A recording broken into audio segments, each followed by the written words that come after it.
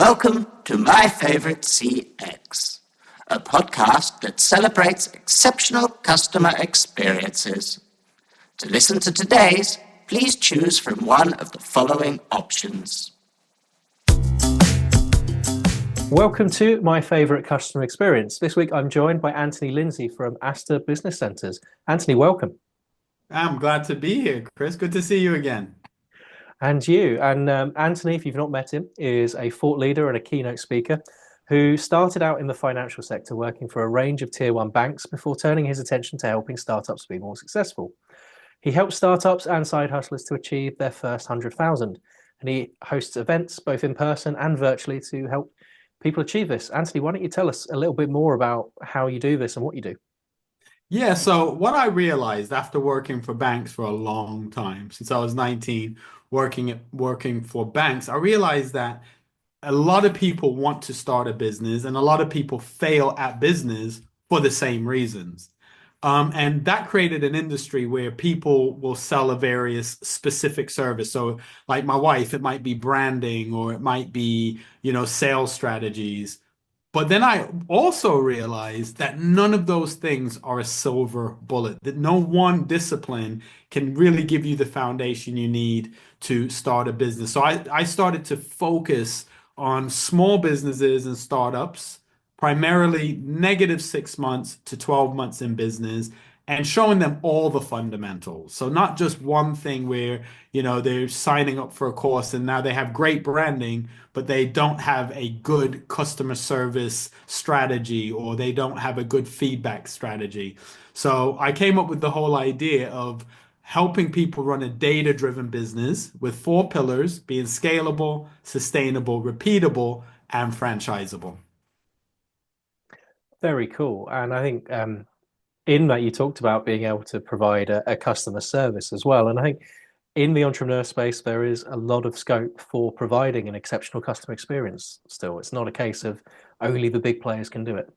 Yeah, I agree. And I think growing up in the States, that whole idea of the customer's always right, I haven't necessarily always seen that transfer over to the UK. And as well, I just think after COVID, it just feels like things have been really different as far as the level of service that you get from companies. And even some companies desire to provide an excellent customer service. And I guess working with you, entrepreneurs can find a way of maybe providing that exceptionality and differentiating themselves with the services they offer.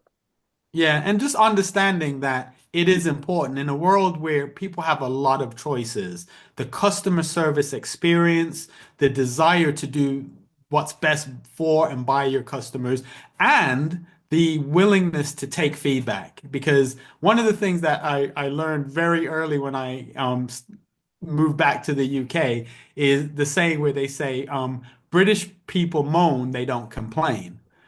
So I'd be out with my friends and we'd get bad service and the waiter or waitress would come over and I'd be ready, not in a rude way, but I'd be ready to give them some feedback. And everyone's like, no, no, no, it was excellent. It was brilliant. And then as soon as the waiter walks away, they're like, oh, that sucked. So I think being able to, as a business, take the feedback, good and bad, and then be able to iterate and make your company better that other customers don't have that same bad experience if it was bad feedback. Makes a lot of sense. And you talked about using data to help drive these businesses. And I know from following your work, you're a big fan of AI. And where would you see maybe the biggest opportunities to excel as an entrepreneur with AI in particular? Well, the thing is, I think that AI, I focus a lot on ChatGPT. That's the books that I've written. I think that it's leveling the playing field. So it gives us access to tools, information, and resources that before you'd have to pay someone for. Now, let me just caution people. I'm experienced and someone like Chris is experienced. So it's not about using it to replace using your brain. But it now means like if I'm trying to come up with a customer service survey, I can lean on AI and say, well, I'm in this type of business. What are some questions that I could ask to glean what people feel about my business. So it's using it as a tool and not a crutch. I think that's a big thing. I was chatting to someone recently and they said, well, what we use AI for is we have the idea and we have the idea to 30%, and then AI will do the 30 to maybe 80 or 90% of the thinking now, Yes. and then we finesse it. And I look at it as AI is there to potentially help make your life easier. It's not there to replace what you do. You still have to provide the human touch. There are certainly aspects of life that you can certainly automate. I mean, we're on a Zoom call here, for example, and if this was a regular meeting, then coming off the end of this, as much as I'm a copious notes taker and I've got piles of notebooks next to me and I still can't get out of that habit, being able to, within a couple of minutes, have a summary of this is what happened, these are your actions, that's huge. And Yes. just finding the right tools, and there are a number of AI directories out there that I'm sure you're pointing people to find that. Yeah, and for me as a business owner, and it might be the same thing for you, Chris, you didn't start your business to spend less time with the people you care about. So the ability to have a tool that can give you time back, that you can then do a great job, provide a great service to your clients, but also have more time to spend with the people that you care about. That's what excites me so much about the proposition of AI. Absolutely. And we'll ponder that thought as we now go into a break. We're going to place our listeners on hold, and we'll be back in just a short moment. I'm Holt, your AI-powered favorite experience agent. I can see you've contacted us previously, so I'm loading up your favorite Holt music now, whilst we connect you to the team. Welcome back to My Favorite Customer Experience. I'm here with Anthony Lindsay of Asta Business Centers. And beforehand, we were talking about how Anthony helps support entrepreneurs and startups to really excel at growing their business and find various different tools so that they can be more successful and have a better work-life balance. Now, Anthony, we're going to ask you about a customer experience of yours. So please tell us one of your favorite customer experiences.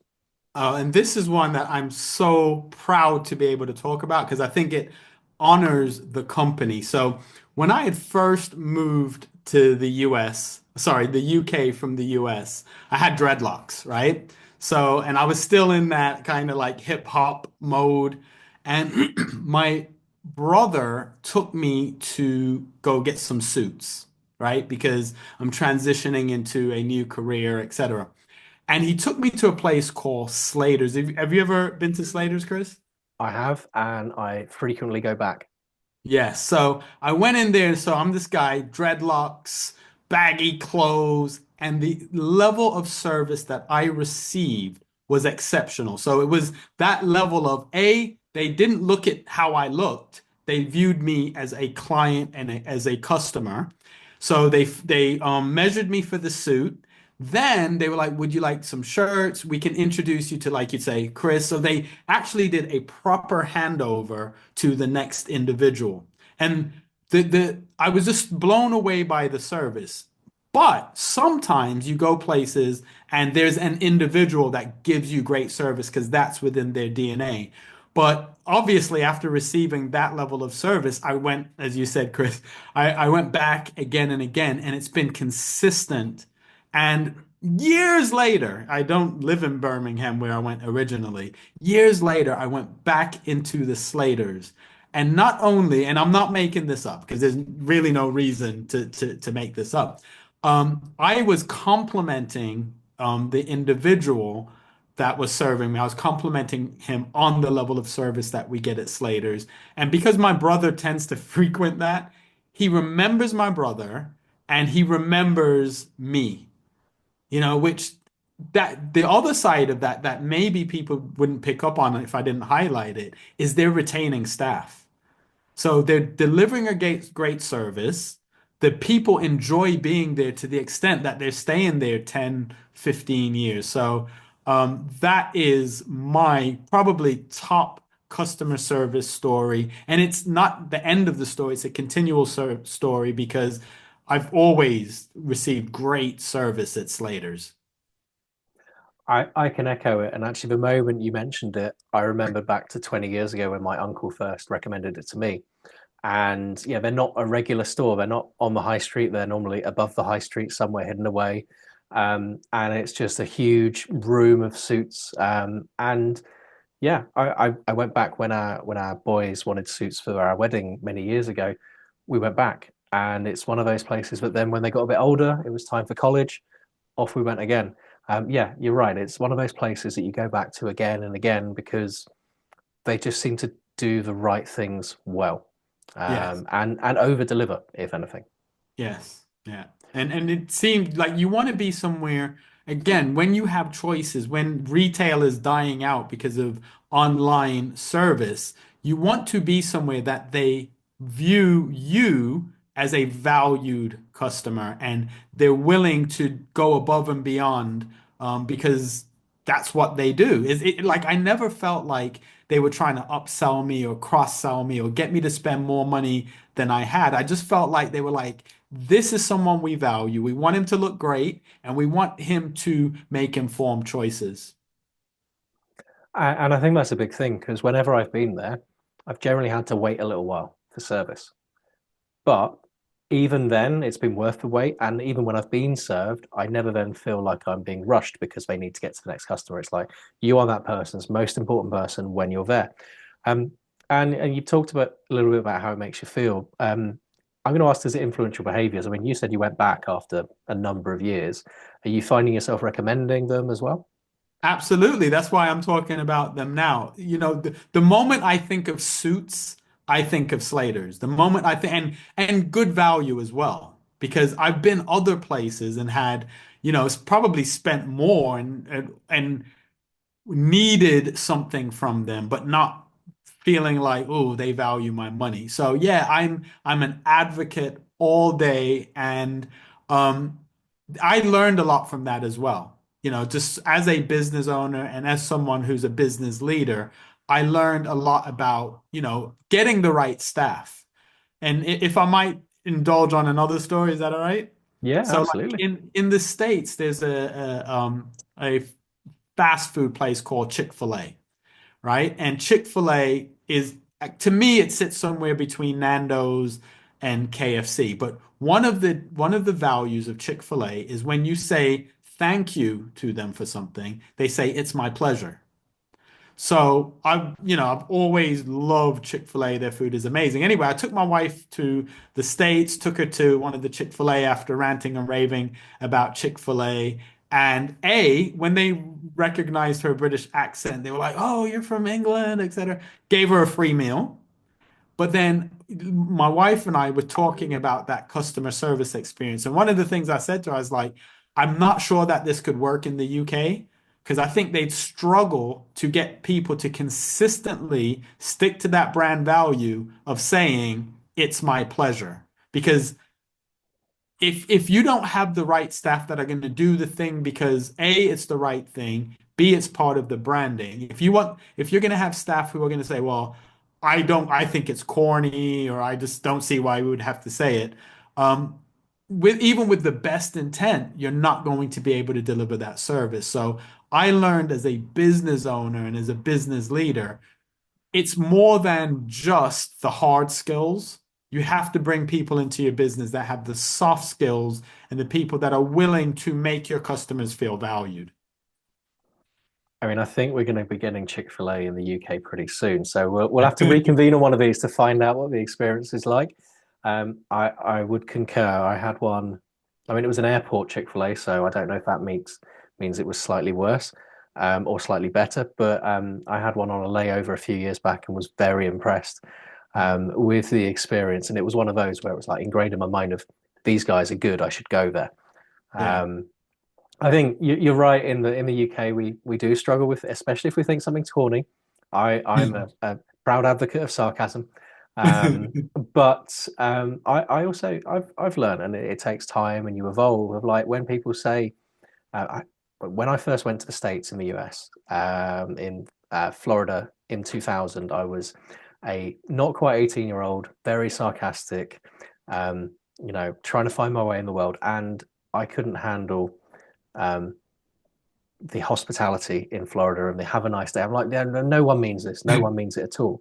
But actually now, like over 20 years, sadly, later, when people say have a nice day or have a great day here, I find myself like, I don't just brush it off now. I'm like trying to respond and say, yeah, and you know, and you know, have a great day too. And you realize actually it's those little interactions that they do make the difference. And I think you're right in that we're still growing up culturally in terms of our customer experience over here, in that actually those added measures do make a difference. They do become the things that you remember a brand by and an experience by. Yeah. And you can make that person's day as well. Because for me, I understand. My very first job was at McDonald's, and I understand the other side of it as well. Like you're going in there to do your very best, and you're treating the person well. And some people won't even say good morning, good afternoon, or thank you. So I make it a point when I'm engaging in most situations, I'll say, "How are you today?" Because it also breaks them up from that next, just by asking that one question or complimenting them. I'm a big fan because I understand, NPS and all of that. I understand that people are more likely to complain than to compliment. So when I do receive a good service, or I was in a card shop the other day, I asked for a particular category of card. And what I was really impressed by with the young lady is she didn't just say it's over there. She's like, let me show you where that is. And so I took the time to say, you know what? That's a great thing that you've just done, and pointed out to her. Because my grandmother used to say, encouragement sweetens labor. So it's one of those things that you can pay it forward by saying something nice to that person. It makes them want to continually do it. And then it can help improve the overall customer experience. Absolutely. On an earlier episode, I did set the challenge for listeners to call into a contact center just to tell people what a great service they provide. I've not had any correspondence yet, other than friend of the show, Mike Pacey, did say, I'm not sure I'd want to queue for 20 minutes. But, if it's a really good service, do it. Absolutely. Yeah. Anthony, where can people find you if they want to learn more? You've got a book out at the moment, Business Mastery for Startups and Side Hustlers. Yeah, so that was probably the second book I did after the ChatGPT book. It's available on Amazon. And as I said, it's about giving you all of the key fundamentals, because quite often you don't know what you don't know. So this will introduce you to the concepts around mindsets, around customer experience, around CRMs. So you now know. That way, as you're building your business, you have the right foundation that is solid. And then when you go to someone maybe for branding or for sales support or coaching, you actually value their service more because you understand how it's going to benefit your business. So you can get the book on Amazon, and you can find me on LinkedIn. So that's Anthony Lindsay with an A, so Lindsay. I'm the guy with the blue background. And I love having these type of conversations. So thank you so much, Chris. And I know you personally do a lot around the customer service experience and making business owners' lives better by giving them access to better data and managing those aspects of what they do a lot better. And what we'll do is we'll put some notes in the show notes with some links. We'll put a QR code up. So don't worry if you didn't catch that spelling. There'll be a QR code probably at this time where you can just scan it and connect to Anthony that way. Anthony, thank you very much for joining us on My Favorite Customer Experience. Thanks, Chris. This was my favorite podcast. Thanks for listening, everyone. We'll see you next week. Take care. Thank you for listening to My Favorite CX. Your listenership is important to us. On your keypad, please press a number between 1 and 5 to rank how much you've enjoyed your experience.